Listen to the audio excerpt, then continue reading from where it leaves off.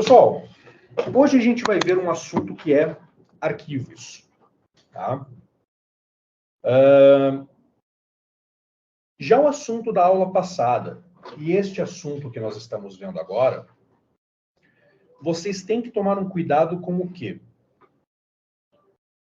E você não está mais resolvendo apenas um problema simples, certo? Agora são problemas mais complexos, com várias pequenas soluções dentro.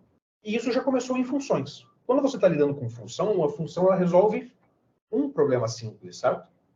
Esse é o princípio. Então, tenham isso em mente, tá? Tudo que vocês viram até agora não é mais um fator de, professor, mas como que eu começo esse código? Agora se tornou um grande depende. Depende de o que você quer fazer. Depende de o que você quer solucionar primeiro. Tá? Qual que é a minha sugestão para uma solução? Para montar uma solução? Constrói um esboço. Às vezes, literalmente desenhar a solução. Eu não estou nem brincando com relação ao desenhar. É sério mesmo. Você pega papel, pega lápis e desenha o que você espera de solução. Bota umas caixinhas, vai escrevendo, faz um fluxo, sei lá. Tá? Antigamente tinha até diagrama para isso. Ainda existe, mas ninguém mais ensina. Né? Que é o fluxograma. Né? Então, era literalmente criar o fluxo do código. Então, tomem este cuidado, tá? Então, agora não é mais, vou lidar com arquivos, posso esquecer laço de repetição. Não é verdade. Então, você tem que aplicar todo o conhecimento que você teve até agora, que era um conhecimento de base, para solucionar o que vem para cá. Beleza? Então, tomem esse cuidado. Pessoal, quando a gente lida com arquivos, tá? Antes de a gente entrar especificamente em Python com relação a arquivos, a gente precisa diferenciar dois tipos de arquivos, tá? Por quê? Porque quando a gente pensa em arquivo, algumas pessoas quando falam em arquivo pensam em pastinha, né? Não é. Não é essa a ideia. Mas existem dois tipos de arquivo, tá? Existem os arquivos de texto puro. Existem os arquivos de texto puro, tá? E existem os arquivos binários. Tá? Então, arquivo de texto puro. E eu tenho arquivos que são binários. E aí você pensa, texto puro, Word, certo? Errado. O Word não é um arquivo de texto puro. O Word é um arquivo binário. Tá? Então, não é o fato de conter texto que determina que ele é um arquivo de texto puro. Certo? Então, geralmente, um arquivo que a gente diz de plain text, tá? Então, que é os arquivos do tipo plain text,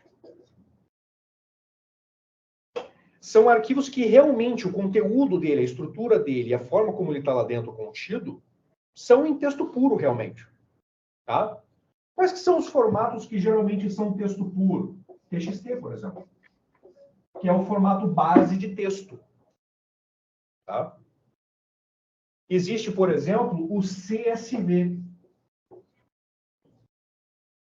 que é o formato básico tabular. Na verdade, esse não é o tabular, esse é o separado por vírgula, né? Do Excel, exatamente. E isso que a gente tem que tomar cuidado. Por quê? Quando a gente pensa em tabela, a gente está acostumado com o XLS, certo? Ou XLSX. Isso daqui não é um arquivo de texto. Isso são binários. Tá? Qual que é o arquivo base desses dois caras? O CSV. Ou existe até um outro cara chamado de TSV. Tá? Esse aqui o CSV é separado por vírgula. Então, esse C aqui é de coma com dois M's. Coma em inglês é vírgula. Tá? Ou TSV, que é quando ele é separado por tab. Tá? Mas, em ambos os casos, eles são arquivos de texto puro. Tá? Ou plain text. O que nós veremos aqui em arquivos é como lidar com este tipo de arquivo aqui, de texto puro. Tá? Existem outros? Existem outros. Então, por exemplo, .json, texto puro. Tá? E por aí vai. Mas qual que é a diferença entre o texto puro? Este daqui está em texto puro. Este está em binário. A explicação parece não ter explicado absolutamente nada. Mas o que acontece é o seguinte. Então eu vou te mostrar 2 exemplos. Vamos lá. Vamos criar 2 arquivos. Deixa eu ver se ele tem o gedit. Não tem. Text Editor. Ótimo. É esse que a gente precisa. Então eu vou pegar esse cara aqui e vou escrever um texto qualquer. Sou um texto qualquer em um arquivo qualquer com 2 linhas. Beleza? E vou salvá-lo. Então vou entrar lá no documentos e exemplo.txt. Certo? Salvei. Tá lá, txt. E aí eu vou vir aqui, vou abrir o VS Code e vou abrir o meu exemplo.txt.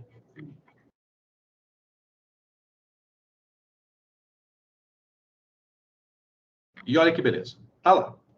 Um texto qualquer, certo? Então este formato TXT, ele é texto puro.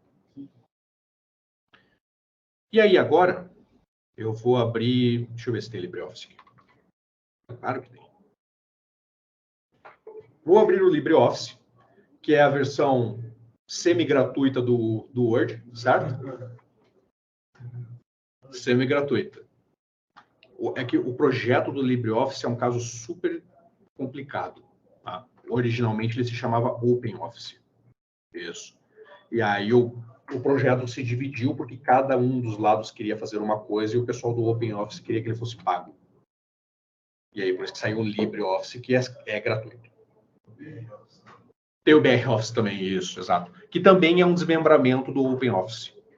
Nossa, lá, um pedaço para cada lado. Isso. Em software livre é super comum isso acontecer. Aqui, ó. Sou um arquivo que pareço texto. Mas não é.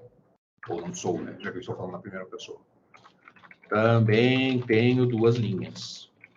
Vou salvar isso. E vou salvar isso como documento de texto do LibreOffice, que é o ODT, né? Que é o similar ao doc do Windows. E vou lá. Exemplo 1 ODT. Que eu espero ter salvado no documento, porque eu não prestei atenção. Não salvei.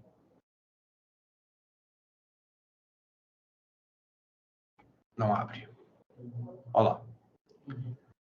O arquivo não pode ser apresentado neste editor porque ou ele é binário ou tem um texto que não é suportado. Neste caso é porque ele é binário. Vou abrir mesmo assim. Olha que beleza. Ele é codificado para abertura, então. Não, ele é binário. E isso não significa uma codificação para abertura. Não é porque ele está criptografado, porque eu estou impedindo ele de abrir de qualquer maneira. Não, o código em si, se ele fosse feito numa linguagem, para ser lido pelo aquele arquivo que você está usando. Isso é binário. Já vou te provar que também não é isso. Aguenta lá. Então, o binário, ele é um arquivo de zeros e uns. Isso. O binário, ele está numa forma que é mais próxima do entendimento do computador do que do ser humano. Eu realmente preciso de um software específico para abrir um binário, porque o software específico é que sabe como interpretar. No caso, é o nome do arquivo. Nesse caso é o LibreOffice, por isso a extensão, certo? A extensão doc, não é doc ali, que é... Isso. Então, mas eu falei que você estava errado, certo? Eu tenho que provar você. Então aqui, ó, eu vou fazer isso aqui, ó, eu vou fazer um truque relativamente simples. Eu vou tirar esse ADT daqui. Não, porque vamos lá, vamos por TXT. Vamos ver o que vai acontecer. Aí ele converte? Não, ele continua binário. Tá. Mudar a extensão não muda o conteúdo do arquivo. Percebam? Então a extensão não significa nada. A extensão só serve para o Windows, não é nem para o Linux. A extensão serve para que o Windows Windows...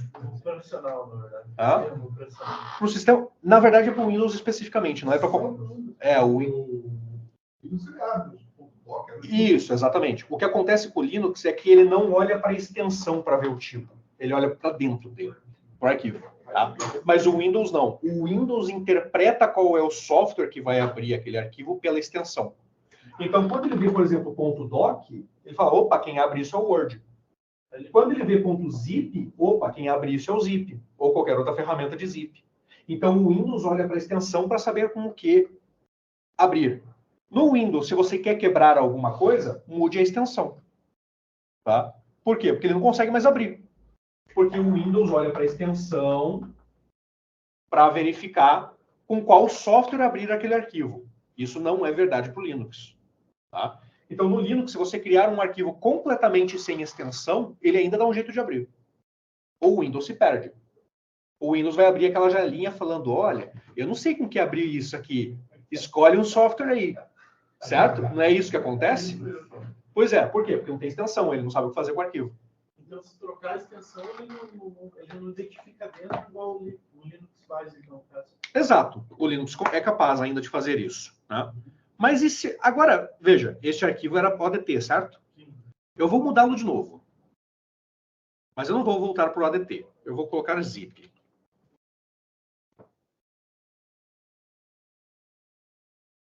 Aí, lembrou tudo. Isso daqui é o seu arquivo de texto do LibreOffice. Ou do Windows. Ou do Office. Tá? Lá dentro, então, um arquivo do tipo Office, ele, na verdade, é uma pastinha compactada. Que eles chamam de doc.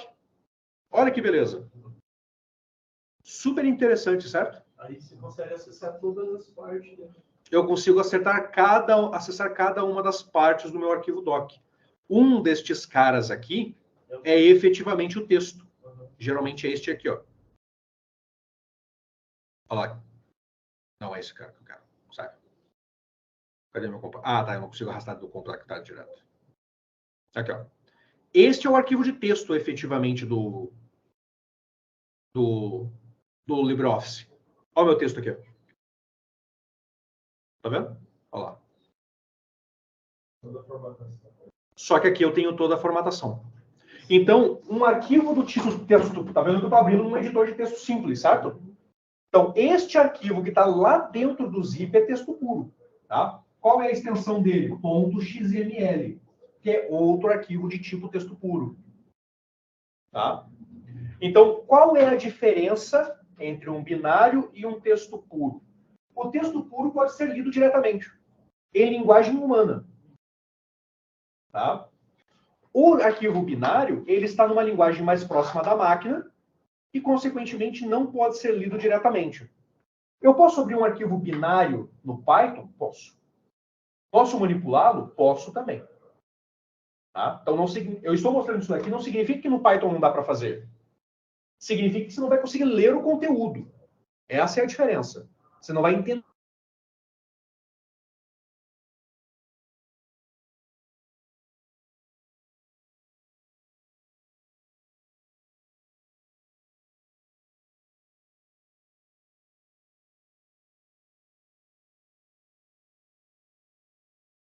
Só que daí, quando você... Ele ainda vai ser binário, no caso. Quando eu jogar para dentro do zip, ainda será binário. Então aqui, ó. Do jeito que você quer. Isso. Então aqui, ó. Vou assumir com isso aqui, ó. Mudei o texto da primeira linha. Update é porque eu estou jogando para dentro do zip, certo? Beleza. Fiz o update, vou fechar isso. Vou fechar este cara. Aí vou lá para minha pastinha, meu exemplo, e vou renomeá-lo para ODT. Vou abri-lo com o LibreOffice. Olha lá, mudei o texto da primeira linha. Tá? Só que, em sã consciência, ninguém usa o XML que está lá dentro, né? Dá muito mais trabalho. Né? Então, essa ferramenta aqui, ela serve o quê? Para facilitar a leitura de um arquivo que é binário. Tudo que vem antes são as configurações dos botões. Não, isso é o software. Tudo que vem antes é, por exemplo, onde que eu pulei linha? Qual é a fonte que eu estou usando? Qual é o tamanho do texto? Né? Então, por exemplo, se eu mudasse isso daqui, desse jeito aqui, colocasse, por exemplo, 40. Um arquivo de texto puro não reconheceria isso. Por quê? Porque isso aqui é metadado. Este 40 de fonte é metadado. Então, eu alterei a característica do texto puro. Então, eu tenho um cosmético, certo? E aí, eu preciso de um arquivo binário para poder salvar este cosmético. Por quê? Porque o texto puro mesmo não tem formatação. Tá? Eu posso pular linha, eu posso colocar um tab, porque isso são caracteres, certo? Mas mudar o tipo da letra. Então, o texto puro é a máquina de escrever, então. Quase isso. Quase isso. É isso mesmo. E aí, com formatação pura, mais avançada. Só que aí você pensa o seguinte, aí você pensa, tá, mas por que diabo eu vou usar texto puro? Muito mais do que você usaria texto formatado. Garanto para vocês. Imaginem vocês que na empresa onde você trabalha existe um proxy no meio do caminho. O que é isso? Vou acessar a internet, ele tem que atravessar o proxy, às vezes só para registrar o que você está passando por ali. Às vezes para te bloquear. Certo? Então, depende. Este log do proxy, então tudo o que foi feito pelo proxy por todos vocês, por exemplo, é um arquivão de texto. Texto puro. O log do sistema operacional, texto puro. Deixa eu mostrar aqui para vocês, inclusive, né, já que eu estou no Linux. Né?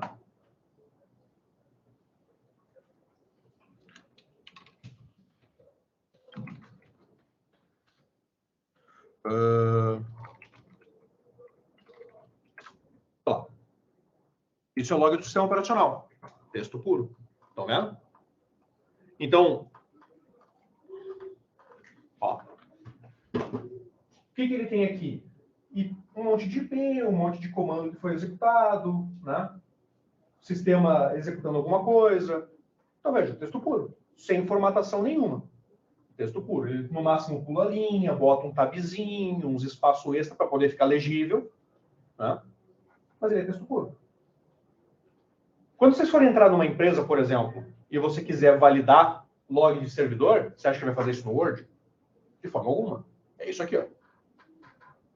Tá? Então, essa é a lógica de eu trabalhar com arquivos de texto puro.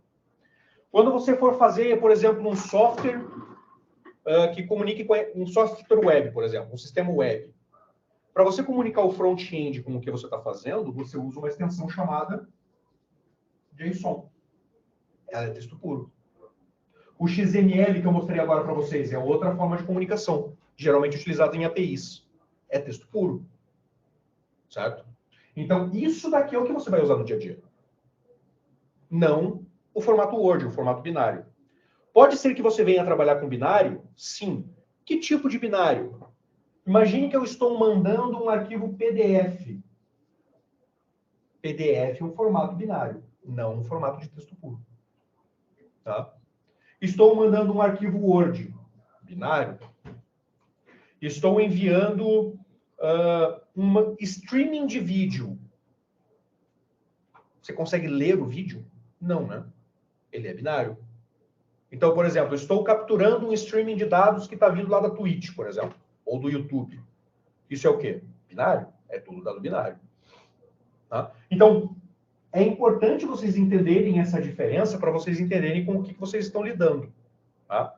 O que nós veremos aqui é como que você lida com um arquivo de texto puro, que é o nosso interesse. Mas isso não significa que você não possa lidar com binário. Tá? Então, imagine aqui, por exemplo, que eu tenho que fazer, olhando aqui para o log do servidor, né, supondo que essa minha máquina fosse um servidor, e eu preciso ver se uma tarefa que é diária, então aqui, ó, tá vendo que aqui tem um cron daily? Isso aqui é ele executando tarefas diárias. Né? Eu quero ver se um job que eu coloquei lá no servidor, uma tarefa que eu coloquei no servidor, está rodando. O que eu vou fazer? Eu vou fazer um script Python que vai abrir o log, procurar lá dentro se a minha tarefa rodou, e se rodou, eu não faço nada. Se não rodou, eu mando e-mail. Percebem a utilidade disso? Oi? If else. If não mandou o e-mail. Não precisa nem do else. Não mandou? Beleza, manda um e-mail para o cidadão. Se mandou, faz nada. Mandou, não quero fazer mais nada. Então, arquivos é extremamente útil. Aí você pensa, professor, mas eu não vou lidar com o servidor, eu estou indo para trabalhar com dados. Porque dados é o futuro. E você não está errado. Está no futuro mesmo. Né? Algumas coisas bem no presente. Você acha que você vai trabalhar com a planilha do Excel ou CSV? A resposta para você é os dois. Então, eventualmente, você vai lidar com um arquivo binário. Tá? Mas o Python facilita a sua vida. Se você vai lidar com Excel, por exemplo, você vai lidar com uma biblioteca chamada XLS. Ela resolve esse problema para você. Então, você não vai fazer tudo na mão. Não faria nem sentido. Não. Você resolve o XL com uma biblioteca. Tá? Existem outras bibliotecas para leitura de Excel, por exemplo, tipo Pandas. E aí eu leio o Excel puro. Né? Mas pode acontecer de eu ter que ler o próprio CSV, ou criar um CSV? Pode, sem dúvida nenhuma. Tá? Tem, é claro. Tá? Então, e criar este CSV, manipular esse CSV, é o que nós vamos ver hoje. Tá? Então, toda essa introdução aqui é para que a gente entenda essa diferença entre os dois formatos de arquivo. Tá? Por quê? Porque um problema que eu tenho comum em cursos, principalmente pré-pandemia, quando eu dava esse curso, era o cara aprendia a lidar com arquivos e a primeira coisa que ele chegava quando ele ia testar em casa era tentar abrir um arquivo do Word. E aí o troço não funcionava de jeito nenhum. Aí falou, professor, não funciona. Isso. Então, se você quiser fazer isso e quiser usar o Excel puro, o que eu sugiro? Aprenda um cara chamado Pandas. Mas até lá, abre o Excel, salva como CSV e usa o CSV. Tá? No seu caso específico, dadas as últimas conversas que a gente teve no sábado passado, né, eu aconselho que você aprenda esse. Fortemente. Eu aconselho que você aprenda esse. É muito mais fácil de lidar com o Excel. Tá? Com qualquer dado tabular, na verdade. Seja Excel, seja venda de banco de dados, seja qualquer coisa. Isso, eu consigo tratar também em PDF, PDF em Python é um assunto místico. PDF, o buraco é mais embaixo. PDF em Python é um inferno. PDF é um inferno em qualquer lugar. Tá? Então arquivos tabulares, esses arquivos padrão Office, de uma forma geral, tratar no Python é simples. O PDF é ruim em qualquer lugar. Tá? Tanto é que, hoje em dia não, hoje em dia tem bibliotecas para PDF no Python bem melhores. Mas há uns anos atrás, uns 5, 6 anos atrás, quando eu precisava lidar com PDF no Python, eu usava Java. Eu ignorava o Python completamente. Porque as bibliotecas de Java para PDF eram infinitamente melhores. Tá? PDF é difícil. Mas dá para fazer, tá? Não estou dizendo que não dá. Só dá mais trabalho. Eu, particularmente, sugiro que no processo de aprender, comece com os de Excel. Tá? O trabalho é mais... A curva de aprendizagem é melhor. O PDF já está mais lá em cima. Então, depois que aprendeu bem a lidar com texto puro, aprendeu bem a manipular arquivos binários do tipo Excel, por exemplo, né? Já lidando com outras bibliotecas, aí você dá um salto para o PDF. Tá? Se você for direto para o PDF, você vai ficar maluco. Não vale a pena. Só uma pergunta assim. Sim, sim. Não só pode, como é comum, tá? Não só pode, como é comum. Então, aqui, ó. Pessoal, e como que eu faço para abrir arquivos independente do tipo em Python? Eu uso uma função chamada open. Tá?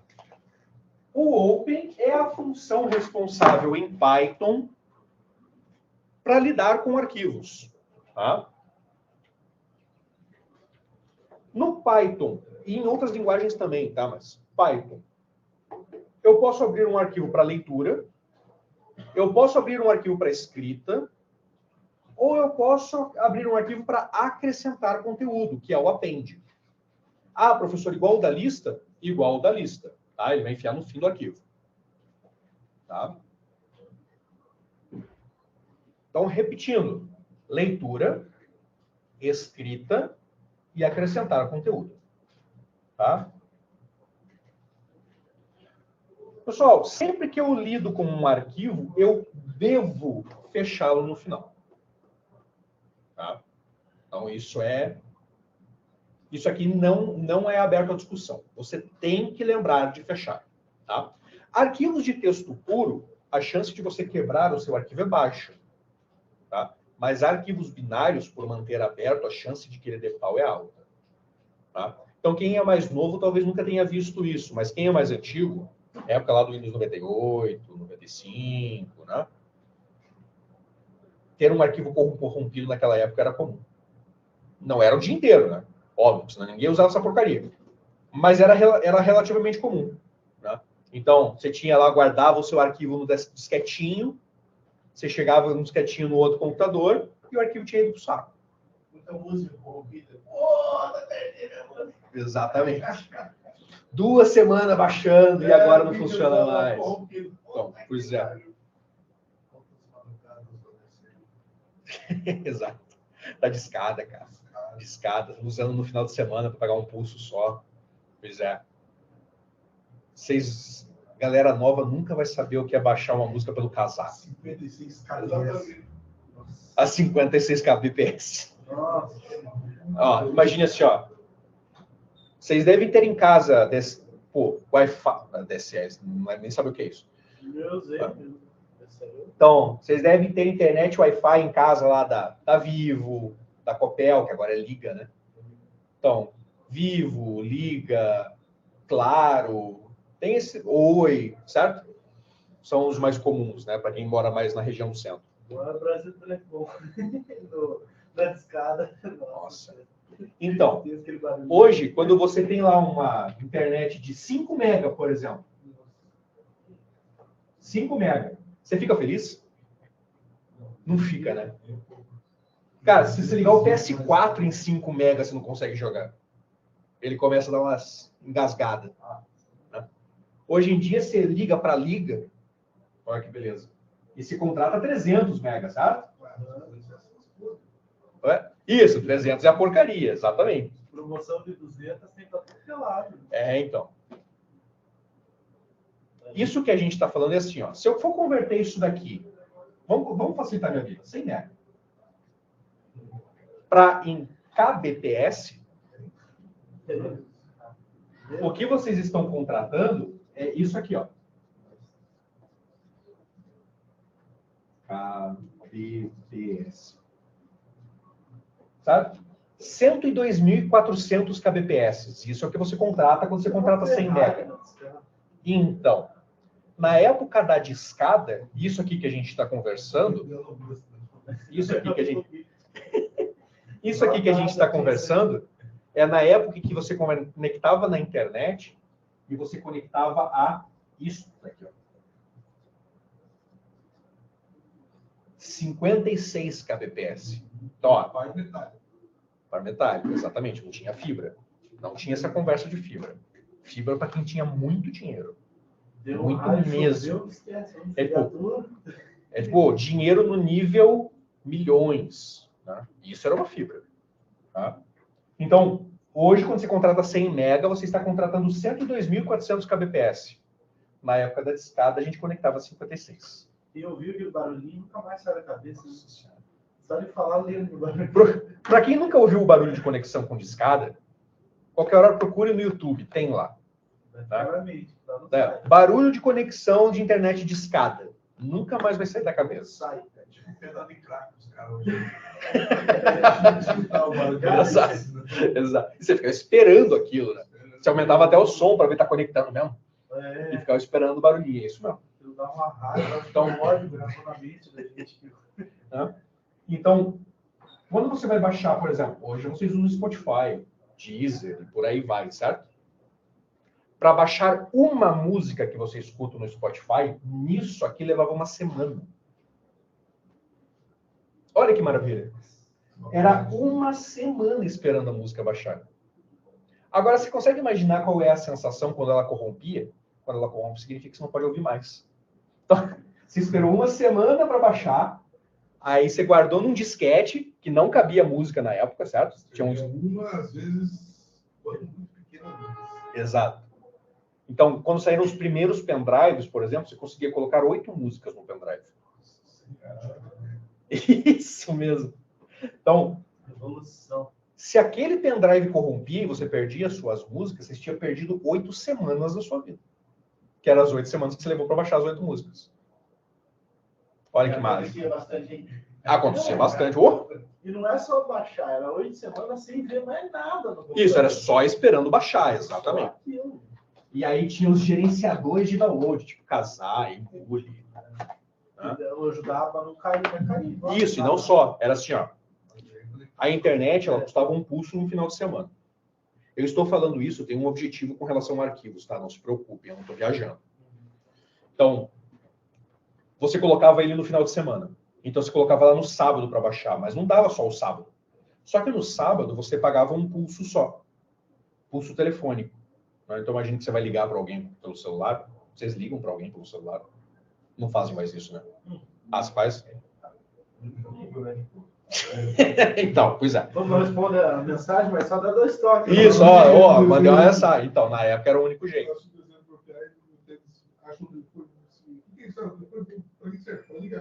Para que ligar? Exatamente. Que inútil, só faz isso. Só liga. Exatamente. Então, e aí você tinha que ser cobrado por isso, certo? Então a cobrança era algo que era feito por pulso.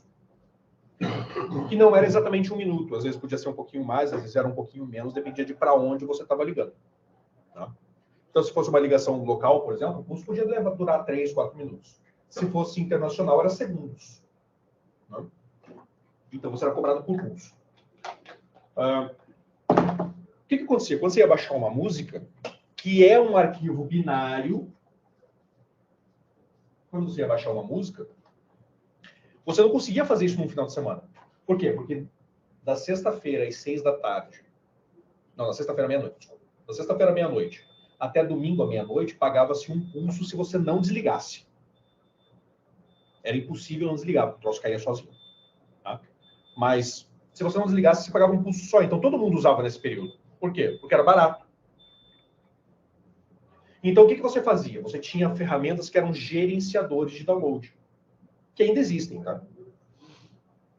Então o que você fazia? Você baixava um pedacinho da música nesse final de semana, parava. Quando chegava o próximo final de semana, que era um pulso só de volta, você começava da onde você parou. Qual que é o problema disso? A chance de eu corromper o arquivo é altíssima, né? Por quê? Porque você baixava ele em pedacinhos e depois ele tinha que ser remontado. Isso daqui é um streaming de dados. Então, o que eu estou fazendo? Eu estou conectando na internet e pedindo um arquivo que é binário em pedacinhos. E no fim eu faço o quê? Monto ele de novo. Tá? Por que ele corrompe? Quando eu tenho um arquivo que é binário, esses binários desse meu arquivo, eles têm uma sequência única que faz com que ele funcione. E tem dois trechos aqui desse arquivo que são importantíssimos. Né? Eu tenho um primeiro pedaço aqui do meu arquivo, que é o identificador dele. Então, com esse primeiro pedaço do binário, eu sei que tipo de arquivo que ele é. É assim que o Linux identifica como abrir. Tá? Por quê? Porque aqui nesse primeiro trecho, eu sei que tipo é o arquivo. Então, por exemplo, todo o arquivo PNG, por exemplo, de foto, tem esse mesmo começo. Todo arquivo compactado, no zip, por exemplo, tem um mesmo começo. Por quê? Porque isso identifica com quem ele é. Certo? E existe um pedacinho aqui no final, que é o EOF, End of File. É onde o arquivo acaba. Mesmo arquivos de texto têm um EOF. Tá? Inclusive, é assim que o Python sabe, ou qualquer outra ferramenta sabe, que ele abriu o arquivo inteiro, porque ele acha o EOF. Beleza? Deu para entender isso? Então, o arquivo binário, ele tem essa estrutura, mas você não consegue interpretar o que tem lá dentro, sabe? Esses arquivos binários, uma da forma de você abrir ele para ver o que está acontecendo, é usar o formato Excel. Tá? Ah, professor, como assim? Deixa eu mostrar isso para vocês. Oi? O hexa também é para cores, sim, mas não só. O hexadecimal é um formato de contagem. Então, a gente usa na matemática hoje em dia o formato decimal, certo? Por quê? Com base 10. O hexadecimal, ele usa o formato 16. Então, há uma ideia de que este cara usa 6, né? Então, geralmente, inclusive, como é ensinado, não é correto, tá? Por quê? Porque esse cara vai de 0 a F. Aqui é hexadecimal, né? Isso, ele é hexadecimal. Exato. Então, ele vai de 0 a F. F é 15. E 0 é 0. Tá? Então, ele vai de 0 a 9. E aí, ao invés de ele pular para o 10, que é o que aconteceria no decimal, o 10 é o quê? A junção de dois caras, certo? Ele tem um cara novo, que é o quê? O A. Então, A vale 10. E aí ele vai até F. Então, de 0 a F, você tem 16 números. No decimal, de 0 a 9, você tem 10 números. Por isso, decimal. E aí você tem outros formatos, tipo octal. Né? Octal é o quê? 8 valores, de 0 a 7. E o binário? 2, certo? Bi. 0 e 1. Então, todos esses formatos, eles são usados para várias coisas, mas eles são eles são modelos de contagem. Tá? E aí eu posso usar para cor, eu posso usar para estruturar arquivos, eu posso usar para estruturar pixels, eu posso usar para estruturar um monte de coisa. Né? Então, você não está errado. É muito usado para cor, realmente. Né? Então, o formato RGB é um formato que pode usar hexadecimal. Né? E aí,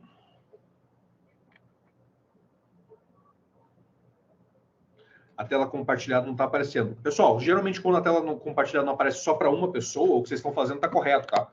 Uma forma é tentar sair e entrar de volta. Se não funcionar, me avisem, porque daí eu paro de compartilhar e compartilho de volta, tá? Aí geralmente resolve também. Enfim.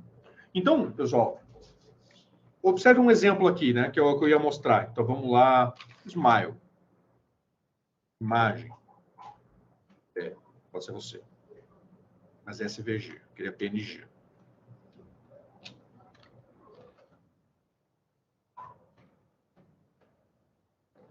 Pode ser esse feio aqui.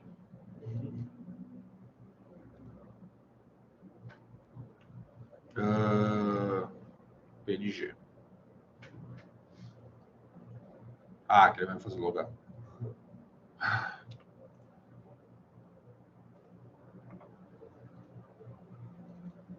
Smile. Não é nem PNG, é JPEG. É o inferno mesmo. Lá no downloads. Espero que esteja certo. Vamos ver. Aqui, ó. Vocês estão vendo que ele é um JPEG, então o Linux identifica que eu preciso de uma ferramenta específica para abrir, porque ele é uma imagem, certo? O que aconteceria se eu pegasse esse cara, que está lá em downloads, e tentasse jogar ele para cá? Vamos descobrir, né? Esse cara abre. Espera aí. Oi? Não era. Eu queria abrir ele como texto. Bosta. Justamente que eu não queria. No... Ferramenta de texto. Editor de texto aqui. Vai demorar um pouquinho? Tá. Aqui, ó. Tá vendo esse barra isso, barra aquilo, barra não sei o quê? Isso é o hexadecimal. Tá? Então, veja que o que a gente chama de binário nem sempre é binário. Ele pode estar em outro formato de contagem. Mas esse formato de contagem não é texto puro. Ele não é interpretável por nós. A ideia de texto puro é algo que eu, ser humano, posso ler. Tá? Esse é o conceito de texto puro. Isso aqui é para a máquina interpretar. Tá? E aí, o que acontece é que os primeiros caracteres que vêm aqui, ó, eles são os que identificam isso como um JPEG. Então, todo JPEG tem que ter a mesma estrutura no início, para que ele seja um JPEG. Todo PNG tem uma estrutura de PNG na frente. Para quê? Para ser identificado como PNG. E assim sucessivamente. Se eu mudar manualmente, não. Porque mudar a extensão no nome do arquivo não é capaz de alterar o conteúdo dele. Eu só tomo... no Windows que é para usar outra ferramenta. Exato. Tá? Agora, como que eu faço, então, para alterar o conteúdo? Eu preciso abrir uma ferramenta que seja capaz de cobrir este cara, no caso ali, mostrar do Smile, certo? E salvar em outro formato. Ou, se eu for conhecer o formato, eu venho aqui e altero na mão. Tá? Eu conheço muita pouca gente que é capaz de fazer isso. Né? E aí, aqui no final, geralmente tem também uma estrutura que é quase sempre a mesma para JPEGs, que é o quê? O EOF, que é o End of File, tá? Que é o fim do arquivo. Para dizer que o arquivo acabou. Isso. É muito... Então, é só para encerrar. Vamos lá. Então, essa é a explicação base. Mas vai muito além disso. Tá? Por quê? Porque quando o software vai abrir, ele sabe que ele tem que parar de tentar abrir quando ele acha o end of file. Então, ele é muito mais do que dizer que o arquivo acabou. Ele é digamos assim, um padrão que foi estabelecido, né? Justamente para as ferramentas saberem que ela não tem que procurar mais nada no disco. Ela pode interromper ali, porque ali está completo. E agora ela pode começar a tentar mostrar. Né? Esse é o end of file. Então, por exemplo, em linguagem de programação tipo Python, o teu código, você tem como fazer o código buscando exatamente a mesma coisa. O end of file. Então, quando eu estou lidando com um arquivo binário, por exemplo, baixando a música lá pelo Kazaa, né? Na hora de reconstruir, o que o Kazaa procurava, vou colocar mais à direita? O end of file. Aí, você tinha lá ferramentas para escutar música. Tipo, Media Player. Oi? Player de música. Winamp. Winamp. Eu gostava do Winamp. Normalhama? Qual tinha? Eu acho que era o ETzinho, sei lá. Então, tinha um que tinha um ETzinho, sim. Eu não lembro quem era. Mas tinha. Ele era foda. Tá. Do jeito que eles faziam. Sim. Então, mas o que acontecia? O Winamp. Eu gostava do Winamp porque o Winamp foi a primeira ferramenta do mundo que fez o design em abas. Então, isso que vocês veem no Chrome hoje, por exemplo, quem construiu foi o Winamp. Então, o que ele fazia? Você começava a ouvir a música, certo? E quando que ele sabia que ele tinha que puxar a próxima? Quando ele encontrava um EOF, End of File, a música acabou. Hora de buscar a próxima. Se o arquivo não tivesse um EOF, ele não parava. Então o contador lá, aquele cronômetrozinho do player, continuava rolando, mas tocando absolutamente nada. Não tem mais nada. Porque não tem nada e ele também não precisa procurar o próximo, porque ele não achou o EOF. Então, nessa lógica, para ele começar a próxima, ele procurava o ID. Ele procura o ID, ele busca o arquivo no disco, ele abre, vê se ele reconhece o identificador, fala, opa, reconheço, isso é um MP3. E aí ele começa a executar, e lá dentro você tem a música em formato binário, então ele vai executando. Quando ele encontra o EOF, é o quê? Acabou, hora de buscar no disco a próxima. Tá?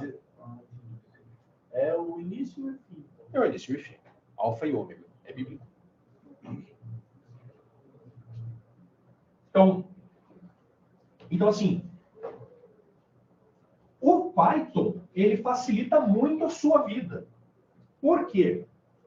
Porque a menos que você tenha a necessidade, você não precisa buscar nem o identificador, nem o EOF. Ele faz isso para vocês. Olha que maravilha. Por que eu estou explicando tudo isso, então? Porque vai chegar em algumas situações em que você vai ter que usar o EOF. Tá? Quando? Streaming de dados, por exemplo. Né? Formato YouTube. Quando que você sabe que tem que parar? Não é quando para de vir coisa. É quando o último trecho tem um EOF. Tem um fim. Tá? Mas no Python, eles facilitaram a vida para vocês. Né? Muito, diga-se de passagem. Mas qual que é o motivo, então, de eu sempre fechar o arquivo? Justamente para que esses arquivos binários, ou até mesmo os de texto, não corrompam, para que essa estrutura não mude. Consequentemente, eles continuem abrindo. Tá? Então, esse é o grande motivo. É evitar que o seu arquivo corrompa e você perca ele. Tá? Então, mesmo quem é mais novo, né, e nunca viu um arquivo corrompido, se você não fechar, você pode começar a ver. Tá? Então, tenham isso em mente. Nos arquivos de texto aqui vai ser muito difícil. Mas se você está abrindo lá um Excel, por exemplo, a chance de você corrompê-lo aumenta. Tá? Drasticamente. Pessoal, como que eu faço para ler um arquivo? Olha que beleza. Então, isso aqui é algo que vocês têm que tomar cuidado. Por quê? Quando eu estou trabalhando lá com o Word, por exemplo, a gente tem uma tendência de o quê? Vou lá, dou um duplo clique, para quê? Para ler, certo? Mas você, na verdade, está fazendo dois processos. O primeiro processo é abrir, certo? O segundo processo, depois de aberto, é efetivamente ler. Então, na verdade, você está realizando duas etapas, não é uma só. Tá? E aqui no código é a mesma coisa. Mesmíssima coisa. Então, o que você tem? Eu vou usar a função open e o primeiro parâmetro é o quê? O nome do meu arquivo. É uma string com o nome do meu arquivo. Tá? E o segundo parâmetro, aquele R ali, ó, é uma string com o modo de abertura. Tá? Então, a leitura simples de arquivo, quando eu vou abrir um arquivo para uma leitura simples, o modo de abertura é R, de read. Certo? Pessoal, um arquivo aberto no modo read, só com esse R, ele não dá para escrever. Então, cuidado, tá? É diferente de quando eu abro o Word, por exemplo. Ou quando eu abro lá um TXT, né? Um Notepad. Porque lá eu posso ler e escrever, certo? Por quê? Porque, teoricamente, é uma etapa só. Porque você só está escrevendo, lendo, você está fazendo com o teu olho, não com o computador, certo? Mas agora no código, quem está lendo é o código, é diferente. Né? Então, quando eu abro um arquivo para leitura com o modo R, eu não posso escrever lá dentro, só ler. Tá? Cuidado. Ah, professor, tem algum modo que dá para ler e escrever ao mesmo tempo? Sim, tem sim. Tá? Mas por enquanto vamos só ler. Pessoal, o que acontece se eu tentar ler um arquivo que não existe? Erro. Tá? Então você tem um erro chamado File Not Found Error. Ou seja, tentei ler algo que não existe. Certo?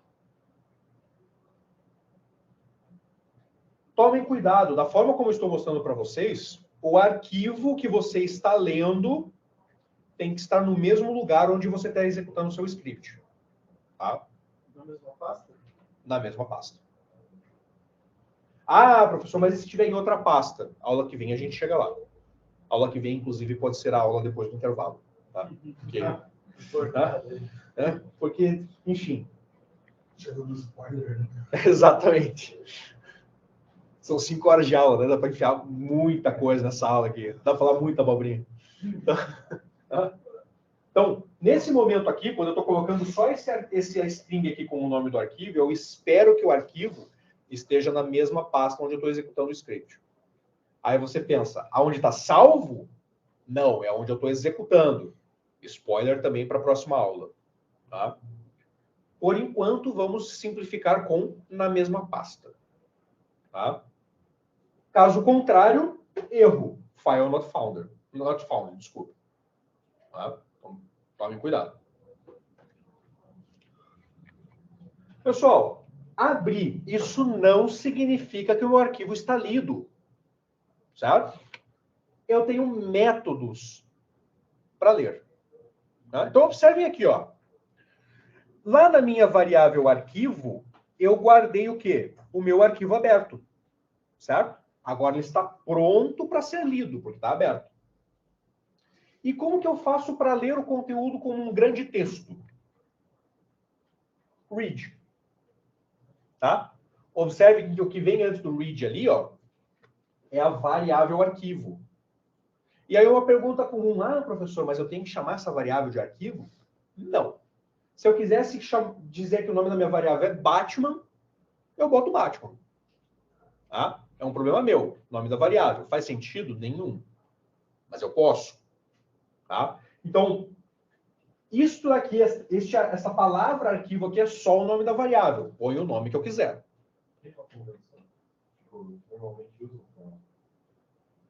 Na verdade, não. Não, não. Assim, ó, vamos lá, calma lá. Para nomear os arquivos é uma coisa. Então, geralmente, a convenção é a da empresa. Então, vamos supor que eu tenho uma série de arquivos lá com relação a clientes. Geralmente vai ser cliente alguma coisa. Desculpa, variável. Tá? A variável é a mesma convenção usada para qualquer outra variável. Tá?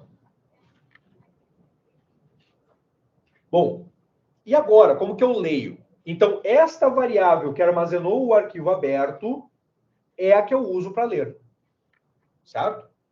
Então, quando eu faço lá arquivo.read, eu estou lendo o meu arquivo inteiro e jogando para a memória. Então, agora ele está lido. E onde que está o conteúdo do meu arquivo lido? Nesta variável conteúdo, não mais na variável arquivo. Então, cuidado, veja. Nesse exemplo que eu estou mostrando aqui para vocês, o que eu tenho? Eu abri o meu texto na variável arquivo, certo? E eu li e joguei o conteúdo para dentro da variável conteúdo. Deu para entender isso?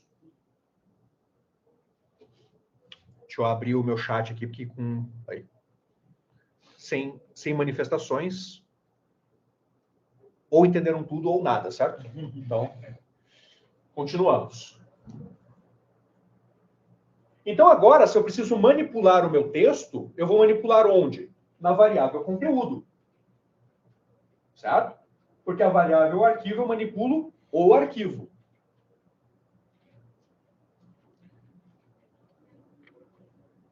Isto lerá como uma grande string, como um grande texto.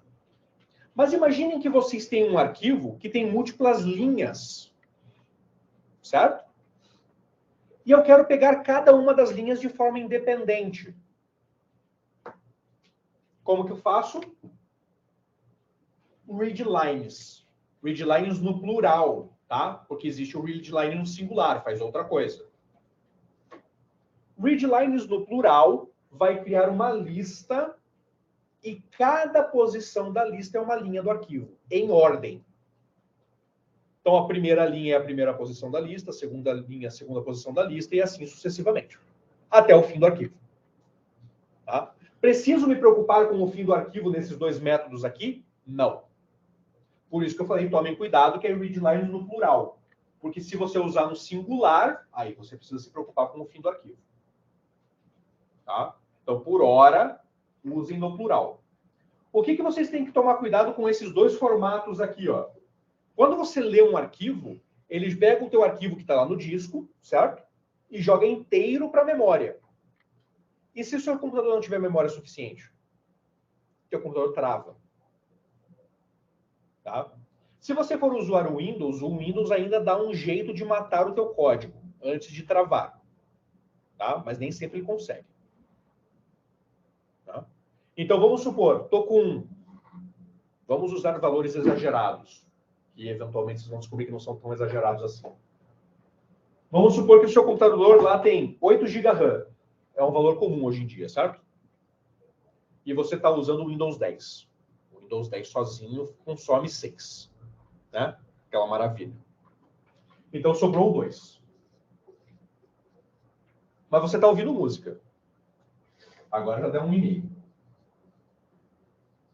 Está ouvindo música no Spotify. Sobrou só 1. Aberto no Chrome. Sobrou só 0,2. Aberto no Chrome. Sobrou 0,2. Você acha que eu estou brincando? Eu não estou, não. Tá? É exatamente isso. Tá? Ou seja, você tem 200 MB livre de RAM. O seu arquivo tem 300. A hora que você fizer um readline no seu computador trava. Por quê? Porque o seu arquivo é maior do que a memória disponível no momento e você está tentando jogar ele inteiro para a memória. Vai travar. Tá? O sistema operacional tenta matar quem está travando. Então, ele vai tentar matar o teu código, ele vai tentar matar o Spotify, alguém ele vai tentar matar para continuar vivo. Ele vai tentar encerrar o processo, ele vai fazer isso de forma automática. No Windows é super comum. Spotify parou de responder. Já viram isso? Pois é. Isso significa que ou ele realmente parou de responder, porque ele está travado, ou faltou memória. Tá? E aí ele tenta matar para manter o sistema operacional vivo. Se ele não conseguir, a máquina vai travar e você vai ter que reiniciar. Tomem cuidado. Agora que vocês estão começando, vocês não vão chegar num arquivo de 300 MB. Tá? Você pensa, mas e se eu tiver um arquivo de mais 100 mil linhas? Mais 100 mil linhas dá uns 2 MB. Se for do Excel. Tá? Se for texto puro, é kbytes. É muito pequeno. Então, para você chegar em 300 MB de arquivo, você tem que ter muito texto. Tá? Muito texto mesmo. Tá? É impossível? Não, não é impossível não. Tá? Então, só para vocês terem uma ideia. Quando eu estava fazendo meu doutorado, eu tinha alguns arquivos que eu estava manipulando lá que tinham 4,5 tera mais de texto. De texto. Informação do mundo inteiro. Oi? Informação do mundo inteiro, hein? Era dados biológicos. Da genética. Uhum. Então, aqui eu estava trabalhando com proteína de bicho. Proteína de bactéria, na verdade. Tá? Então, isso daqui era uma base de dados não redundante de proteína de bactéria. Então, imagina quanta proteína que ele tinha para ter 4,5 tera de texto puro. Certo? Era um monstro de uma base de dados. Dava para abrir ele de uma vez usando readlines? De jeito nenhum. Se eu fizesse isso, qualquer computador que tinha lá travava. Tá? Nem o servidor aguentaria fazer isso. Tá?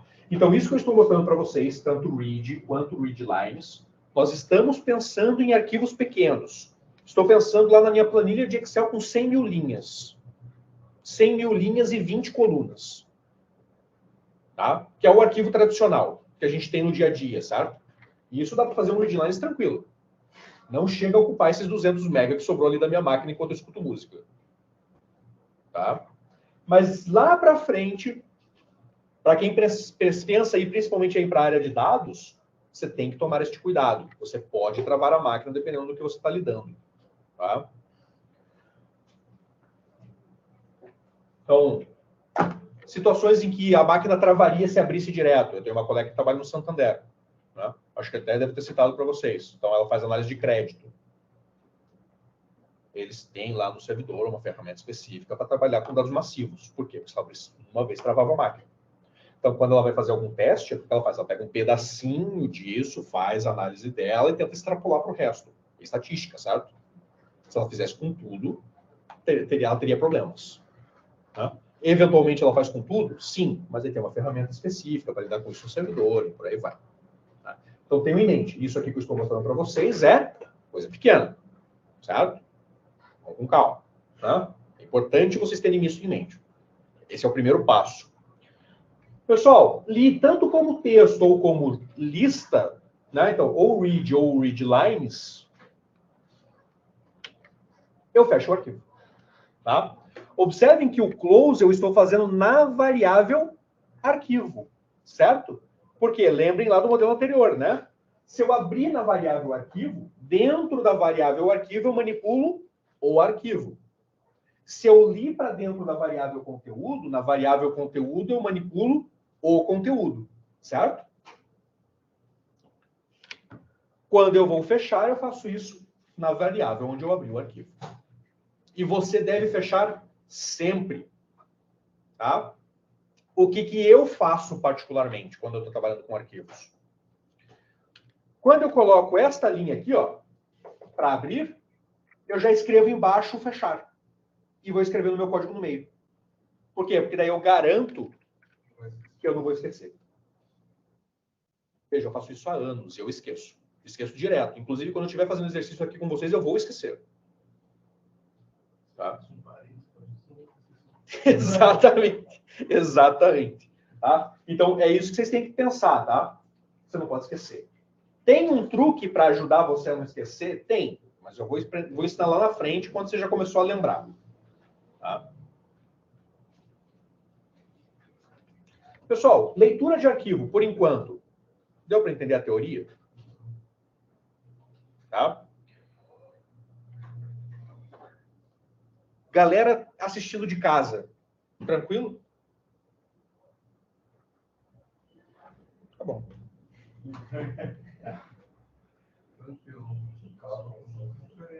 Exatamente. Tem um maluco que ele tá tomando um café, o outro tá no videogame só com fone aqui.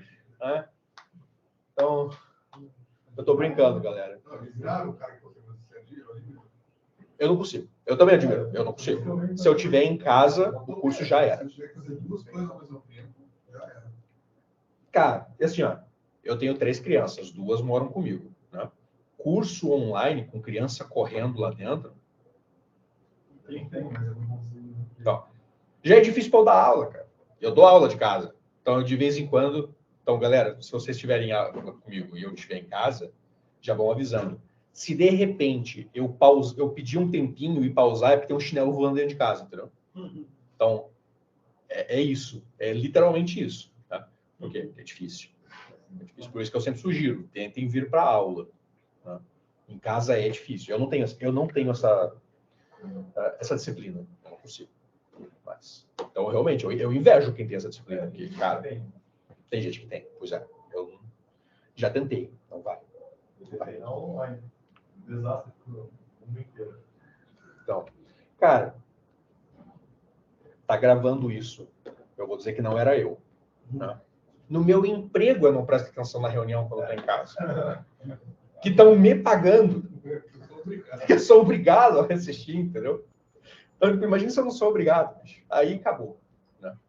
Cara, eu cansei de... Inclusive, o Clévio, né, que alguns de vocês devem conhecer aqui da Elaborar. Várias vezes eu já falei para ele, eu estava conversando com ele, tentando resolver algum problema daqui. Pô, cara, o que você está fazendo? Estou em reunião. Aí ele olha, manda uma segunda mensagem, no videogame. No videogame. Né? Reunião no fone aqui, câmera fechada, videogame lá. Fazendo reunião. Se alguém me chamar, eu pauso o jogo, abro, começo a falar. Aí, geralmente, inclusive, já jogo sem som, porque se não der tempo de pausar, eu posso só abrir o microfone sem problema nenhum. Então, cara, isso trabalhando. Imagine pagando para assistir uma coisa que eu não sou obrigado. Nossa, era aí. Tá? Então, eu não consigo mesmo. Eu tenho séria dificuldade em fazer isso. Enfim. Pessoal, para leitura. E para escrita. Mesma coisa, mas muda o modo. Então, para escrita, eu uso o W. Né? W de write. É minúsculo. É minúsculo. É, ele tá minúsculo. Só é ruinzinho de ver ali, mas ele é minúsculo. Então, W sozinho abre o meu arquivo apenas para escrita. Tá? Posso ler um arquivo aberto com W? Não. Não posso. Tá? Então, veja, o padrão de arquivos é o quê? Ou eu estou lendo ou eu estou escrevendo. Nunca as duas coisas ao mesmo tempo. Posso fazer as duas coisas ao mesmo tempo? Repito, posso. É uma boa ideia? Não. Porque a chance de você fazer besteira é alta. Tá? E eu vou explicar para vocês por quê. A gente já vai voltar para o Word para mostrar. Dentro do arquivo, sem estar lendo ele. Sem estar lendo ele. Né? Então, é a mesma coisa que eu abrir o arquivo do Word, olhar para a esquerda e escrever na direita. Como se fosse um arquivo em branco, já se você escrever no nada. Inclusive, essa é uma excelente comparação. Por quê? Porque o W tem uma característica super importante. Ele só escreve arquivos que estão em branco. Por quê? Olha lá. Se eu tentar usar o W e o arquivo não existir, ele não dá erro. Ele cria.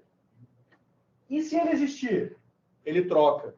Ele apaga o teu arquivo inteiro. Exatamente. Se eu pegar um arquivo eu abrir para leitura, pegar um arquivo do Word, pequeno, é uma coisa numérica, e colar dentro do Python é como se tivesse escrito. Isso, é como se você tivesse feito código. Ele vai criar um texto puro. Isso, aí você tem uma variável com uma string dentro. Aí é um caso diferente. Tá? Então, um Ctrl+C, Ctrl+V direto para o código é um caso diretamente diferente. O que eu estou fazendo aqui é um código de forma genérica para ler qualquer arquivo. Tá? Agora, se eu abro o Word, Ctrl+C, Ctrl+V no código, é um Ctrl+C, Ctrl+V. Eu estou criando uma variável com texto. Tá? É diferente. Não necessariamente está criando Isso, exato. Exato. Tá? Então, assim, ó.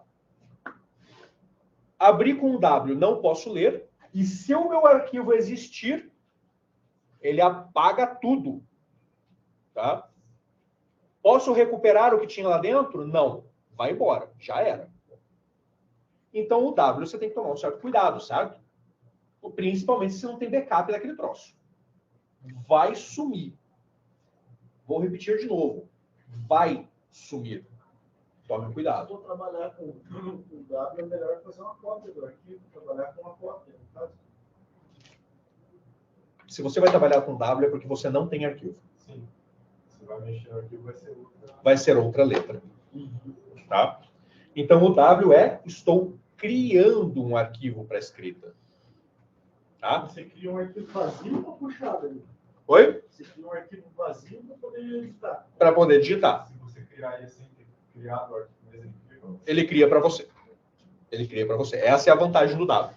Então, por exemplo, vamos supor que eu peguei as informações da internet, li lá o Wikipédia. Galera do ensino médio. Não é uma boa ideia para fazer trabalho, hein? Abri a página da Wikipédia. Li o texto que está lá dentro. Gravei num arquivo novo. Certo? Então, isso é um excelente uso para o W. Por quê? Porque o arquivo não existia. Eu estou capturando os dados agora e estou criando um novo arquivo com essa informação. Certo? Isso é um W. Tá? Ou então, meu usuário digitou uma série de informações num formulário. Então, isso não existia, certo? Ele acabou de me trazer essas informações. E isso é um arquivo novo. Por quê? Porque eu não tinha. Estou armazenando. Agora, eu já tenho e tenho que modificar. Isto não é um W, porque ele vai apagar tudo. Beleza? E como que eu escrevo num arquivo aberto com o W? Direto na variável do arquivo, eu uso o método write. Por que não é numa variável conteúdo? Porque eu não tenho conteúdo. Certo? Eu estou escrevendo agora. Eu não estou lendo. Eu estou só escrevendo. Então, o write coloca uma entrada no meu arquivo. Tá? Pessoal, o write vai pular linha para você? Não vai. Se você quiser pular linha, você tem que adicionar no seu texto que você está pulando linha. Tá? Ele vai pegar a string exatamente do jeito que está e jogar para o arquivo. Certo? Beleza? Duas formas de eu pular linha. Ou eu uso as 3 aspas duplas e coloco no meu texto, pulando linha. Certo? Ou eu uso o barra invertido N. Isso significa que eu estou pulando linha. Tá? Então, para quem está na internet, deixa eu escrever aqui para vocês. Aqui. Isto daqui significa que eu estou pulando linha. Quando eu coloco este barra N dentro da string, tá? Dentro da string. Mas aí fecha as aspas e coloca o barra N. Não, se é dentro da string, é antes de fechar as aspas. Então, no meu exemplo ali, ó, se eu quisesse um texto qualquer pulando linha, seria um texto qualquer, e aí logo depois do R, barra N, e aí eu fecho as aspas. Tá? Então é dentro do texto. Por quê? Porque depois do barra N eu posso continuar o texto. Então eu poderia colocar um texto qualquer, barra N, num arquivo qualquer. Então o barra N é um caractere que significa que naquela posição uma linha deve ser pulada. Isso é universal? Sim, porque isso utiliza um encode chamado ASCII2. Tá? Então qualquer encode que vem depois desse compreende o barra N. Tá? Sistemas operacionais, de uma forma geral, compreendem que barra N é saltar linha. Mesmo que aquele sistema operacional não faça desse jeito. Tá? Por quê? Porque alguns sistemas operacionais usam o barra R para pular linha. Barra N é o padrão Unix, tá? Que usa ASCII2. Então, o Windows não usa barra N. Usa barra R. Mas ele vai entender isso. Aí você pensa, então o Mac resolve. Não, o Mac é uma porcaria também. Tá? Por quê? Porque o Mac barra N barra R. Ele usa duas coisas para pular linha. Olha que desgraça. O professor, onde que ele vai gerar esse arquivo? Na pasta onde você está executando o teu script. Tá? Mas relaxa, já vou mostrar um exemplo prático. Faltou só um detalhe. Agora deixa eu escrever. Pessoal, escrever. Ficou dúvida? Alguma dúvida? Na teoria, tá? Não fazer. Já fazer, nós já chegamos lá. A teoria. A diferença entre escrever e ler. Saber que o W vai destruir o meu arquivo se eu usar. Tranquilo? Exato. Pessoal, eu estou insistindo no o W vai destruir o seu arquivo, porque eu já vi gente destruindo o próprio arquivo. Tá? Algumas situações eram relativamente inofensivas. Por exemplo, cliente mandou a planilha. O cara transformou no formato CSV, né? Então o cara transformou o CSV e mandou. O que o fulano fez? Pagou tudo. Exatamente. Cara, não recebi. Você consegue mandar de novo? Hã? Aí você pensa, foi por e-mail, não era só baixar de novo. Não, não era não. Era FTP. Ele tinha que baixar lá no servidor. Não, cara, ó, tentei acessar aqui, não consegui. Consegue me mandar de novo, hein? Aí mandaram para ele tudo usuário e senha de volta e tal, porque acharam que ele estava com problema de acesso. Resolveu o problema? Resolveu. Foi inofensivo. Tá? Realmente inofensivo. Mandou um miguezão forte lá, mas foi inofensivo. Tá? Teve um outro cidadão que fez algo mais problemático? Teve sim. Né? Então, a empresa, elas faziam por arquivo compartilhado em servidor. Como que isso funciona? Seria um servidor, você joga todos os arquivos para lá e todo mundo acessa o arquivo por lá. Galera da época do Google Docs não entende essa lógica, né? Mas é que o do Google Docs é super recente, né? Então, antigamente, quando você queria trabalhar colaborativo num arquivo, você não trabalhava, tá? Porque arquivos não são colaborativos. Simples assim, é literalmente isso, eles não são colaborativos. O formato arquivos é pensado para um único usuário. Então, não dá para ter dois. Tá? Então, quando você ia trabalhar, por exemplo, num arquivo Excel, por exemplo, em duas pessoas, se uma segunda pessoa tentava abrir o mesmo arquivo, ele dizia, ó, você está abrindo para somente leitura, porque alguém está usando. Oi? Ainda acontece. O Office é exatamente desse jeito. Então, quando você abre um arquivo Office, ele gera um arquivo chamado lock. Alguma coisa lock. Por quê? Alguém está usando. Então, o arquivo está fechado para uso. Mas você pode ler ainda o conteúdo. Tá? Por que ele faz isso? Para não dar inconsistência e não corromper o arquivo. Percebe o problema? Então, corromper um problema super sério. Como que o Office resolveu? Fechando o arquivo. Você trabalha com pasta compartilhada. Para todos governar, daí vira um inferno. Aí você salva aquela merda, que você está fazendo certo, daí você salvou essa perda que você fez. Um arquivo para todos governar. A sociedade do arquivo.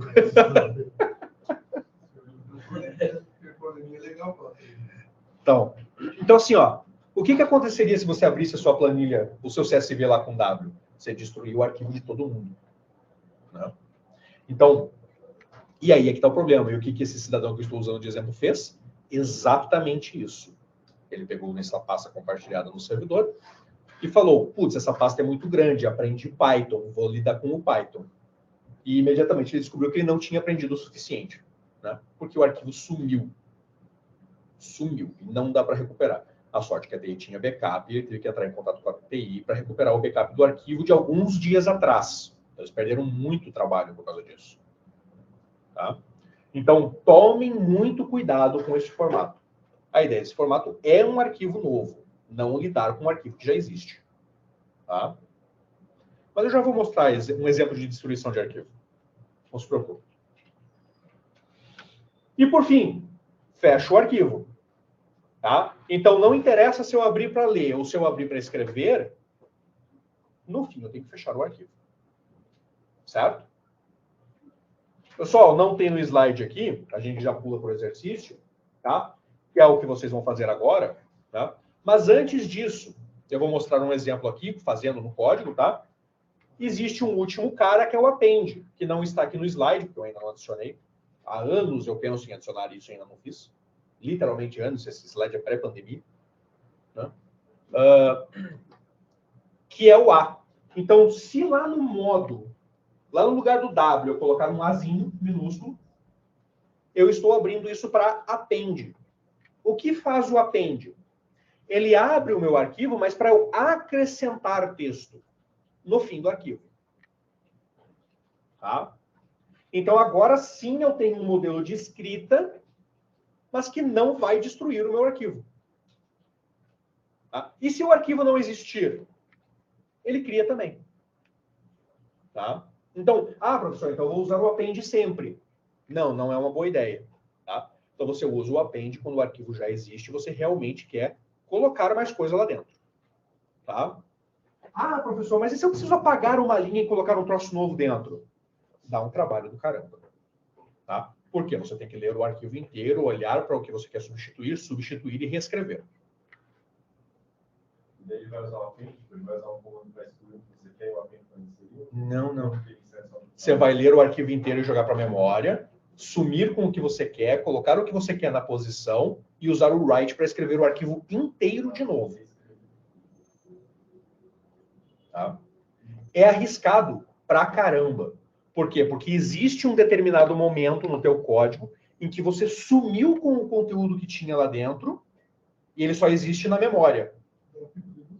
Lascou-se. Você perdeu o arquivo. O write não vai fazer um arquivo novo, então, escrito, vai substituir. Ele vai substituir o antigo. Mas ele só substitui Mais inteiro, ou menos. não só um trecho, né? Tá? Porque assim, ó. Um trecho ele escreve. Isso, exato. Ele escreve tudo. E aí o raciocínio, e é curioso, né? Porque eu estava dando exatamente essa mesma aula ontem à noite. E aí o comentário foi exatamente o mesmo. Né? Agora imagine o seguinte situação. Lembra que eu te falei que eu tinha um arquivo de 4.5 tera? Como que eu abro ele? Não abre. Não tem como modificar, porque você tem que reescrever inteiro, né? Tem como modificar. Você puxa Só que o trabalho é muito parte maior. Que você quer, Isso, exatamente. Eu puxo em bloco. a sua leitura da palavra que eu quero. É isso Você tem que dividir ele. Né? Eu tenho que dividir ele. E aí no código que eu faço, eu crio uma coisa que, se você não quiser pirar neste momento, fecha o ouvido. Eu crio uma coisa chamada buffer. E aí eu identifico o quê? Eu quero ler o meu arquivo, mas em pequenos pedaços de 8 KB. Aí você pensa, putz, mas 8 KB não é nada. E não é mesmo, mas é muito texto. Mas quando eu estou lendo de 8 em 8 KB um arquivo de 4.5 tera, você passa algum tempo lá esperando. Tá? Até dividir. Algum tempo, semanas, esperando. Tá? Então, o que acontece? Eu gero um buffer, e aí eu leio trechos em trechos, certo? E aí o que acontece? Eu sei agora onde no meu arquivo exatamente eu estou. Por quê? Porque eu sei quanto texto é 8 KB. Então eu estou paginando o meu arquivo, certo? Em páginas de 8 KB. E aí vamos supor que o trecho que eu quero mudar está lá na página 1048. Ou seja, depois de 1048 buffers, ou 1048 pedacinhos de 8 KB, eu achei o que eu tenho que modificar. Aí eu vou, pego este pedaço do meu buffer, faço alteração só nele, entro no meu arquivo, e aí eu mudo a posição do meu cursor dentro do arquivo para a posição que eu quero sumir, e sumo com 8 KB para baixo. E aí eu pego esse buffer e injeto no lugar. Dá muito mais trabalho. E a chance de errar também? É altíssima. Você errou a linha, você perdeu a linha. A chance de corromper o arquivo também. Porque agora eu estou fazendo uma operação que é muito mais complexa, que é mudar a posição do carro. Mas que desgraça é essa? Para quem já viu máquina de datilografia, carro faz todo sentido, certo? Para quem nunca viu uma, não faz ideia da desgraça que eu estou falando. Então, assim, ó. Máquina de datilografia. Vocês já viram uma, pelo menos? Já viram? Não? Vocês nunca viram uma máquina de datilografia? Nossa senhora, pera lá. Acho que a última máquina aposentou uns 10 anos antes de você. Eu sei. Mas vai que os caras viram em museu, sei lá. Aí, ó. Olha que coisa linda. O professor é voltar ali, né, no lugar. Isso. Não, essa daqui não tem a abinha. Aqui da abinha. Isso, essa aqui, ó. Com a abinha. Tá? Isso é uma máquina de datilografia. Essa aqui é boa pra caramba, ó. Essa aqui é uma máquina de escrever. Ela fica dentro. Ali, Isso, é uma máquina de escrever. Tá? Máquina de datilografia é a boa e velha máquina de escrever. Tá? Vende sim. Essa é da Olivetti? É da Olivetti, é verdade. A Olivetti tinha umas máquinas de datilografia elétrica, cara. Não, essa aí já ele tá falando lá, os grampo embaixo. Isso. E aí ele tem a fita que corre de ponta a ponta aqui para pôr a tinta. É isso aí. Nessa época já tinha fita de corretivo, cara. Tem corretor. Então. Isso aqui é coisa nova. Tá? Museu é aquela do lado ali, ó. Meu Deus, aquela ali. É essa aqui. Que é naquela giratória, né? Parece um Transformer. Essa aí é. Essa é mais antiga, ela girava por causa que ela não tinha todo o alfabeto na frente. Então, Isso você mesmo. virava ela para pegar o outro lado. Isso. Ela era um disco centralizado, e aí você tinha letra em todo. Você mais nem que eu. E aí ela tinha letras em todo o contorno, e aí quando você apertava uma tecla, ela girava o disco central, batia a letra, e aí voltava o disco para a posição, igual aquele telefone de discar. Né? Chegava tremendo. E aí o carro pulava. Chegava a tremer a mesa, exatamente. Meu pai tinha uma dessa. E tremia mesmo, cara. Porque aí você ainda tinha que fazer força para apertar as teclas, porque as teclas eram pesadas, sabe? Então Imagine um ônibus com direção mecânica. Então era isso, entendeu? As teclas eram o freio. Era o inferno. Nós tinha que montar na tecla para apertar alguma coisa. São. O posicionamento de tecla é um formato muito antigo. Essa é a clave. É bem anterior a B1, na verdade. É anterior. Mas o formato é o mesmo. Eu primo que nessa época o cara voa hoje no PC, não sei como você tá tão rápido assim. Então, cara. Agora meu pai tá com 70 e poucos anos, né? Mas quando o computador veio, ele digitava muito rápido. No começo, ele espancava o teclado, né? Sim. Porque ele ainda tinha a mania de datilografar. Isso aqui é pesado, né? Mas... E aí, então, quando ele foi para o computador, meu pai era militar, meu pai era do exército, né? Então, os primeiros computadores que foram comprados por QG aqui, na época que o Belog ainda era no Shopping Curitiba, a maioria de vocês não sabem disso, mas o Shopping Curitiba foi um quartel. Né? Você viu lá? Sério? Então. Meu pai, ele pegou a transição do Belog do Curitiba lá para o QG. Então, meu pai estava lá na época. Foi no começo da década de 90, 92, 93, uma coisa assim. E aí o meu pai, quando veio a primeira leva de computadores para o Exército, que chegou aqui no QG, porque eles têm um departamento de comunicações gigantesco aqui, né? Tem uma puta antena lá no QG, super bacana. Os primeiros computadores, meu pai recebeu um dos primeiros, para meu pai de comunicações. Quando eu vi ele digitando no começo, cara, aquele teclado pulava na mesinha, porque o troço é leve, né, cara? E era um teclado mecânico, era aquele pesadinho, o troço pulava na mesa e blá, blá, blá, blá, blá. Aí, com o tempo, ele foi aprendendo, né? E aí, que não precisava fazer tanta força. Isso, exato. As teclas eram molinhas, era uma molinha dentro, né? Era bem mais leve. Aí, com o tempo, ele foi aprendendo que não precisava sentar a porrada, porque não era uma máquina de datilografia, né? E aí, beleza, mas, cara, ele era muito rápido para digitar. Porque ele digitava nessa época, né, cara? No momento que você passa disso para não ter mais que fazer força, o cara vira um monstro na digitação. Mas, enfim. Aqui em cima, então, tem toda essa casca verde, certo? E tem esse cilindro aqui atrás, com essa abinha. Né? Isso aqui é o carro. E por que ele chama carro? Porque ele desliza milímetros, ele corre ali atrás. Tá? Por que ele corre? Nesse troço é onde ficava preso o papel. Então ele ia puxando o papel para o lado. Porque aonde digita não se mexe, certo? Então, isso aqui era, essa parte das teclinhas aqui era fixa. Então, o carro ia arrastando o papel para a esquerda e você ia digitando. Quando chegava no final, aí ele fazia um barulhinho para dizer que acabou, que o carro chegou no fim. E aí você usava aquela alavanquinha para puxar para o outro lado. Quando você puxava a alavanquinha, o que o cilindro fazia? Rolava. E aí ele pulava a linha. Então, esse é o movimento do carro. Tá? Então, o que o carro fazia? Ele corria o papel para você ir digitando para a direita. E aí, depois, no final, ele fazia o quê? Voltava e pulava a linha. Tá? Por que é barra R e barra N para pular linha? Esse barra N e barra R é os nomes dos movimentos do carro, da datilografia. Certo? Então, isso daqui é o rio. O rio é a ideia de recuar o carro.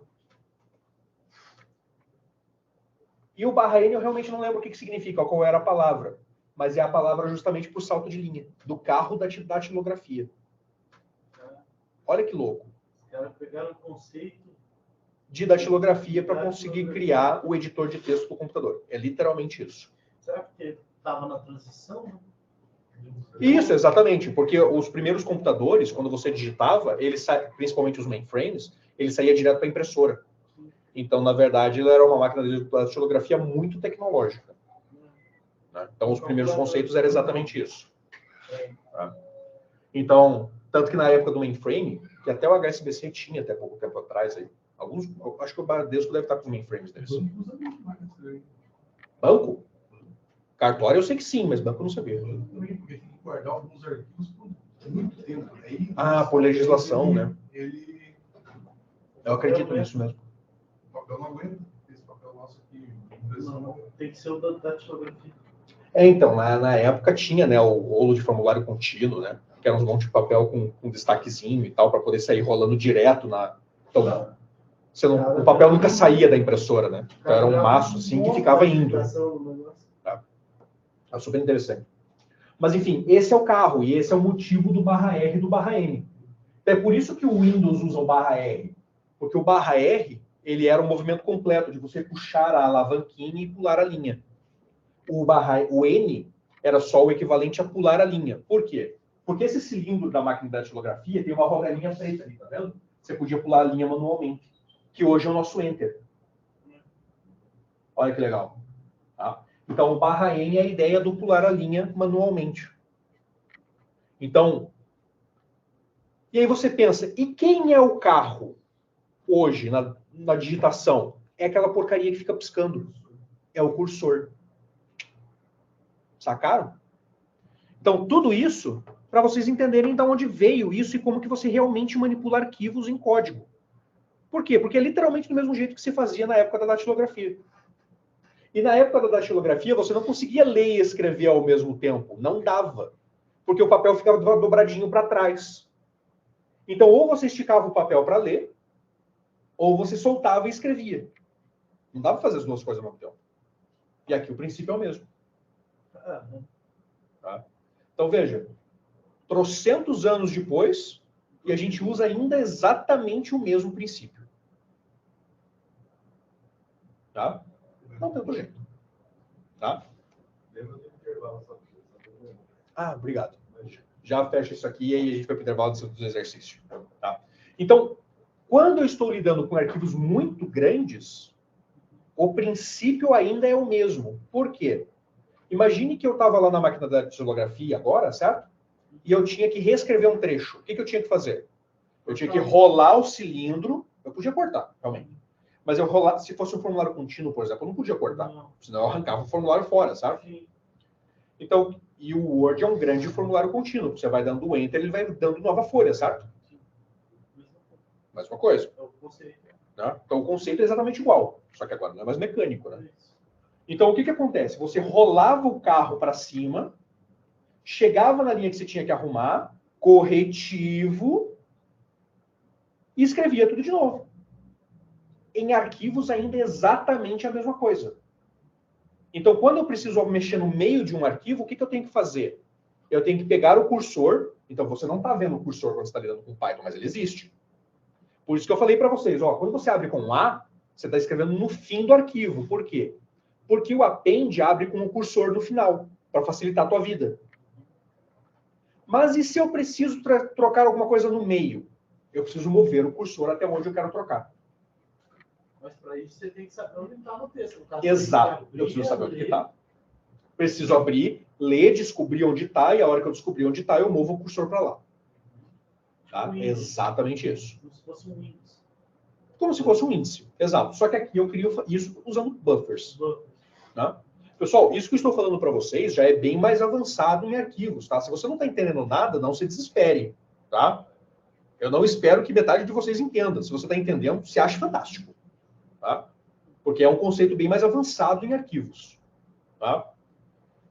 Quando eu corro cursor em arquivos, eu tenho um método chamado seek. S-E-E-K. Que é de busca mesmo. Significa busca. Então é seek, entre parênteses, eu coloco a posição onde eu quero que o cursor esteja. Isso sabendo que você já sabe onde você quer mexer. Isso, porque o seek ele vai para a posição que você mandar. Então você sabe para onde ele tem que ir. Né? Essa é a ideia lá da máquina de datilografia, de rolar o carro até procurar a linha que eu quero. Tá? Então, mudar algo no meio do caminho do arquivo é extremamente complexo. Eu leio, identifico onde que está, eu tenho que descobrir a posição exata da modificação, usar o seek para correr para lá, apagar e reescrever. Dá um trabalho do cacete. Tá? Então, não foquem em fazer isso. Porque dá muito trabalho, vocês raramente vão ter que fazer isso. Em 15 anos eu tive que fazer isso uma vez na vida. Em Python, tá? Em C era direto, mas em Python eu tive que fazer literalmente uma vez na vida. Por isso que eu nem mostro para vocês o seek. Porque a chance de ter que usar isso aqui é baixíssima. Mas existe, tá? É possível. Não queiram ter que fazer. É um trabalho caro. O risco é grande. Hoje em dia o risco tem aumentado, né? Porque a quantidade de dados tem aumentado muito. E bancos de dados, hoje em dia, têm melhorado para poder armazenar isso, mas ainda se utiliza muito arquivos. Muito mesmo. Então, a gente vai ver isso em banco de dados? Em banco de dados, não, porque ninguém seria louco de mostrar alguma coisa desse tipo em banco de dados propriamente dito, né? Se você fosse fazer um curso de dados propriamente dito, então, tipo, Python para análise de dados, eventualmente você veria alguma coisa desse tipo. Tá? Mas aí você envia uma biblioteca que facilita a tua vida, né? Tem alguma coisa ali melhorzinho, mas ainda assim dá trabalho. Mas o que você está falando são situações que tem que ficar pontuais. Né? São situações que ainda são pontuais. Só que, assim, ó, eu mostrei para vocês list comprehension, certo? Então, há 5 anos atrás, quando eu dava essa aula, eu falava, pessoal, isso daqui é um list comprehension. Hoje em dia, exatamente o que eu falava na época. Hoje em dia, você pode escolher o modelo A ou o modelo B. Você não precisa saber list comprehension. Porque quase ninguém usa. Eu falava. Então, você pode escolher um ou outro. Mas eu sempre uso faixas de 5 a 10 anos. Quando digo alguma coisa. Daqui 5 anos, você só vai ver list comprehension, porque todo mundo vai usar. Porque é mais simples. Batata. Hoje em dia, todo o código que eu vejo tem comprehension perdido lá no meio. Ninguém mais usa o modelo tradicional. Por quê? Porque o comprehension é mais compacto. Então é mais difícil, mais simples de colocar lá dentro. Menos método. Oi? Tem menos função e método para dentro. Só... Isso, exatamente. Exatamente. Então eu faço uma avaliação simples, construo uma nova lista, problema resolvido. Né? Menos código, fica mais enxuto. E eu estou afirmando para vocês. Daqui 5 anos, não necessariamente em Python, mas a ideia de vasculhar arquivos voltará. Tá? Eu fiz isso no começo da minha carreira em C. De repente parou, porque facilitou e a quantidade de dados era menor, bancos de dados resolviam esse problema para nós. Estamos chegando num ponto que o banco de dados não resolve mais esse problema para nós e estamos voltando para arquivos. Mas está resolvendo pela quantidade de dados? Por causa da quantidade de dados. Então a gente vai voltar a um ponto em que a gente vai ter que buscar coisas em arquivos. E não será 5 anos, será antes. Tá? Porque os dados vão aumentar cada vez mais. Porque vão aumentar cada vez mais. Então, assim, ó, eu chuto que nós voltaremos para isso. Um chute, tá? Assim como foi no passado também. Mas em linguagem de programação, infelizmente, de vez em quando eu acerto. Tá? E, eventualmente, à medida que vocês forem ganhando experiência, vocês vão começar a acertar também. Porque é cíclico, né? Os problemas voltam. Né? Então, alguém resolve o problema, mas daí ele não prevê o que vai acontecer daqui 5, 10 anos, os problemas começam a voltar, só que em tamanho diferente, né? Mas veja que, e tanto voltam que assim, ó, a gente ainda escreve arquivo do mesmo jeito que digitavam na máquina de datilografia. É a mesma coisa. Será que o list comprehension, com o tempo, o pessoal vai ficar mais simples para escrever, só que também vai saber menos como o list comprehension, ele já é o mais simples que essa estrutura pode chegar. Sim, mas daí a pessoa que vai aprender direto nisso, será? Daí vai... Sim, pode acontecer. Mas fica difícil da pessoa entender se aprende direto nisso. Né? Eu poderia chegar para vocês em listas e imediatamente ensinar um comprehension. Mas, cara, eu garanto para você que ia ter um ou dois entendendo e o resto da galera boiando. No formato que é, no fluxo, isso já acontece. Mas a gente não chegasse um negócio direto. Então, no fluxo ainda você usa muita coisa ali, função e tal. Isso, exatamente. Aprende sobre, sem isso, não vai ser simplesmente escrever. Isso, então, é que, assim, quando você está ensinando, muitas das coisas que se ensina, não é porque você vai usar no dia a dia. É para criar um framework na sua cabeça para que você compreenda o que vem depois. Sabe? Então, é uma expressão que eu odeio, mas você está aprendendo a aprender. Em suma, é isso. Cara, no quartel eu ouvi muito isso. Eu achava uma porcaria essa frase. Mas eles tinham razão. Então, quando eu te ensino lá, por exemplo, a estrutura básica do faz o for, cria um append, joga para a lista, é para que quando chegar no comprehension, você entenda o comprehension. Se você não viu isso antes, a chance de você entender o comprehension completamente é mínima. Porque você não viu nada, nenhum dos pedaços dela até agora. Né? Então, essa é a ideia. Né? Pessoal, vamos fazer um intervalo. Tá? E aí, na volta, para o pessoal do online, né? À medida que vocês forem voltando e quiserem fazer já o exercício 1, fiquem à vontade, tá?